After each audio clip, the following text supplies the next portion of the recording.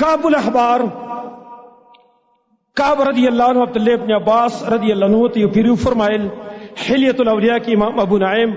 دا روایت نقل کرے دے. کعب عبداللہ ابن عباس توئی اذا رأیت السیوف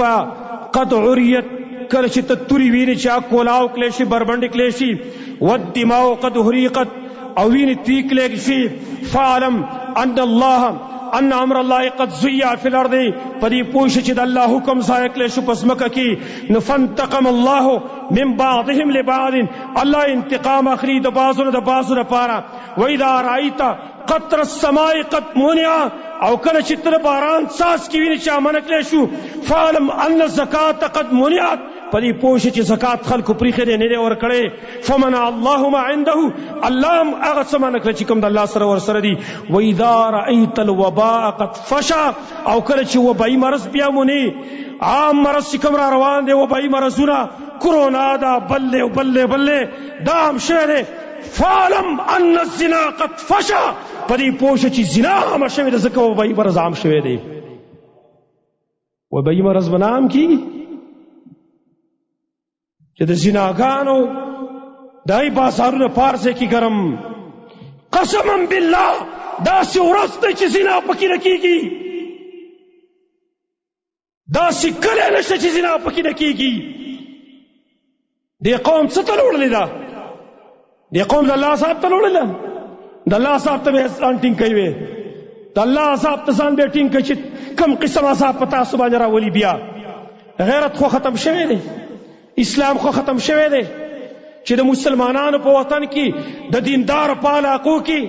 پردو کورونو ته ښځې په هغې پسې خلک راځي ټوډیانو ته ودرئ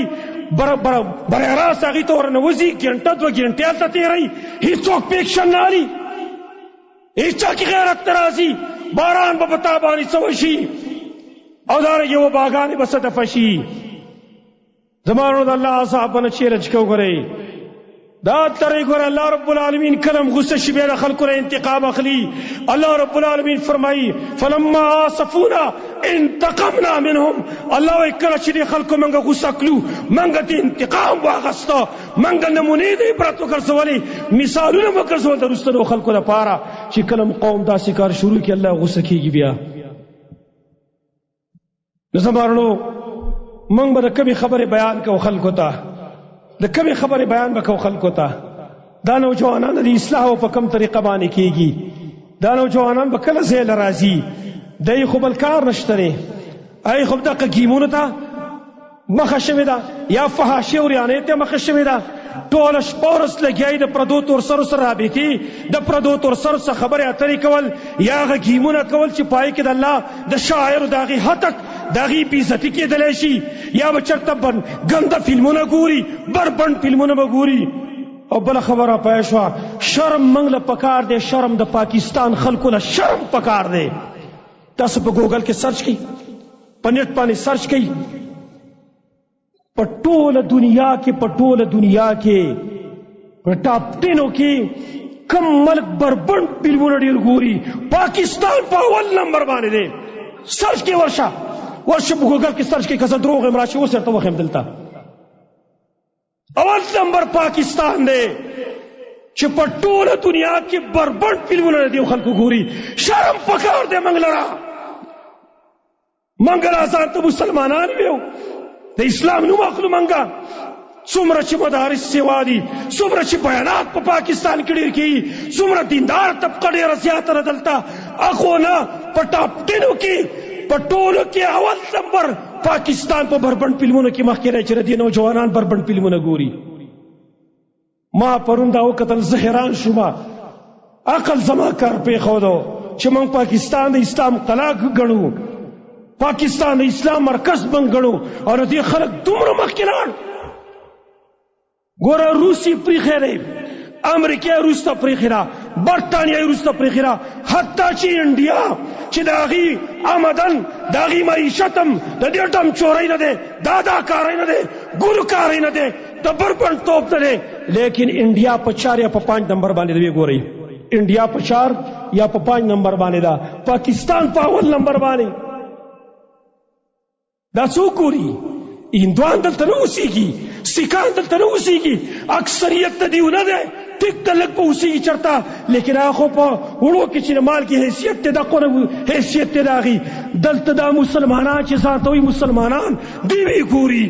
ټولې دنیا ته په شرمونو باندې وشرمولو، ټولې دنیا کې منګه بې عزته شو چې د پاکستان خلک او په بربند فلمونو کې په ټاپ 10 کې په اول نمبر باندې، او بیا موږ ویو یاره جی باران ونش، یاره جی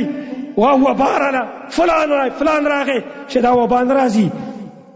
ته چې د الله خوښ یې که نه په تا باندې به خامخا باران کوي،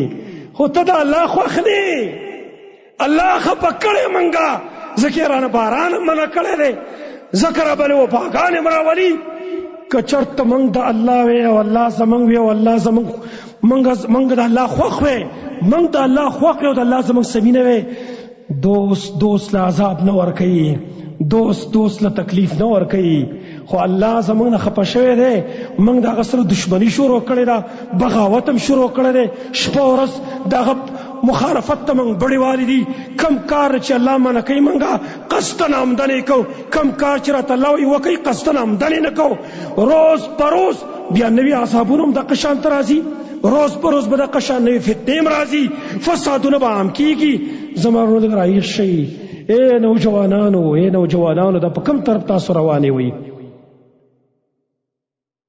دا کم حد پورې به تاسو ګورئ؟ څو پورې به ګورئ؟ عمر هم څومره پاتې دی؟ انتها پر دې نه راځي، د دې انتها به نه راځي. الله رب العالمین سوال چې الله زموږ اصلاح وکړي، الله په موږ باندې د حیا او د عزت پردې راواړوي، الله خپل رحمت موږ ته راکولاو کړي. او د یو متعلق خبره مانه پاتې شو، ان شاء الله بل درس کې به وکړو، بل خطبه کې به ان شاء الله وکړو چې د بیمار تپوس کې ثواب اخو ډیر زیات دی، نو چې د بیمار خدمت څوک کوي دای به څومره ثوابي. پای باب کې زموږ ډاکټرانو ورونو ته خصوصي پیغام به ان شاء الله آینده جمعه کې ورکو. اقول قولي هذا واستغفر الله لي ولكم.